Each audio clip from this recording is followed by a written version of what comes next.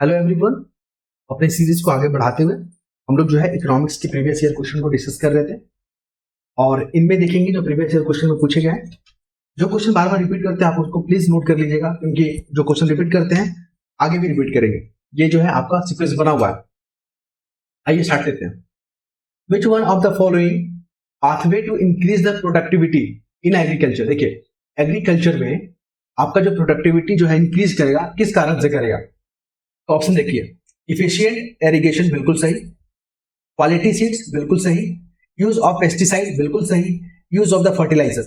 इन तमाम जो इनिशिएटिव है इनके कारण जो आपके प्रोडक्टिविटी जो है एग्रीकल्चर में जाहिर सी बातें बढ़ेंगे ही बढ़ेंगे। क्लियर है?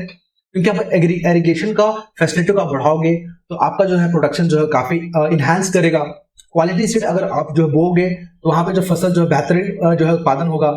अगर पेस्टिसाइड जो है आप जो है क्वालिटी वाला यूज करोगे तो आपके फसल को नुकसान जो है काफी ना करके वो बेहतर प्रोडक्शन में काफी मददगार करेगा। तो ये तमाम ऑप्शन जो है सही हो जाएंगे, ऑप्शन ई हो जाएगा।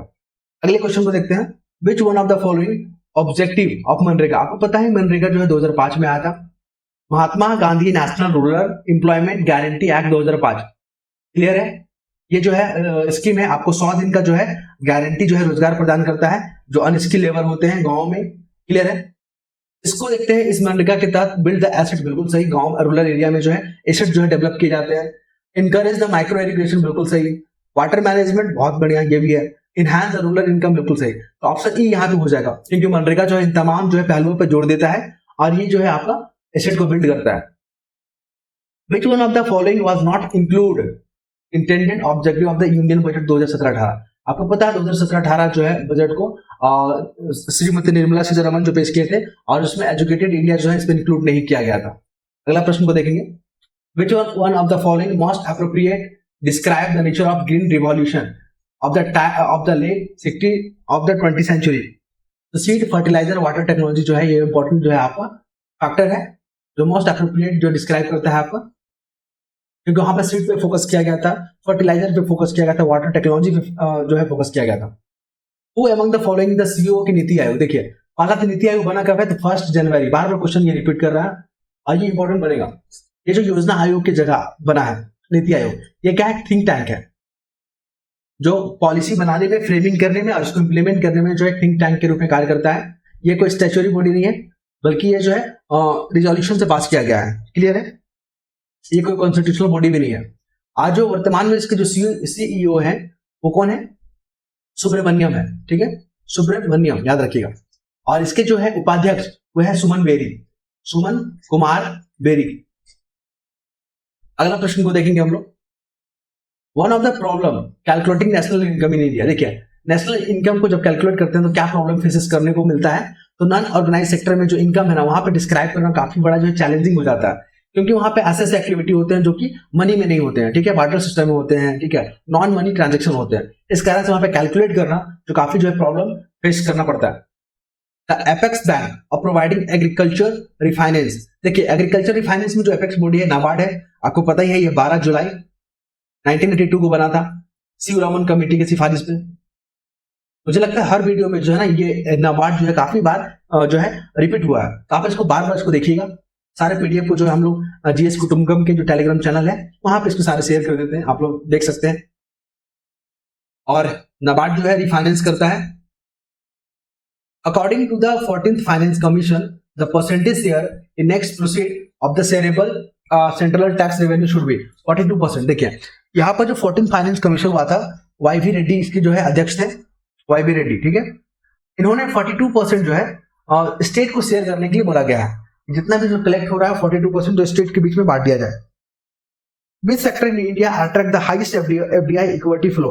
सबसे ज्यादा एफडीआई जो अट्रैक्ट करता है वो करता है हमारा सर्विस सेक्टर। आपको पता है जीडीपी में भी सबसे ज्यादा योगदान सर्विस सेक्टर का ही है, लेकिन रोजगार के मामले में सर्विस सेक्टर ज्यादा नहीं है। रोजगार के मामले में आप एग्रीकल्चर ही है, क्योंकि हमारा जो इकोनॉमिक है एग्रीकल्चर पे बेस्ड है। Who amongst the following is the present governor of RBI। आपको पता है आरबीआई के जो प्रेजेंट गवर्नर है शक्तिकांत दास है। ठीक है, शक्तिकांत दास। और ये जो 25th नंबर के हैं RBI governor. The size of marginal land holding in India. Marginal land मतलब क्या होता है? 1 हेक्टेयर से जिसके पास जमीन कम है उसको मार्जिनल लैंड बोलेंगे या मार्जिनल फार्मर बोलेंगे। ठीक है, ग्लोबलाइजेशन डज नॉट इंक्लूड, तो this investment of the public sector equity जो है ग्लोबलाइजेशन में इंक्लूड नहीं करते हैं।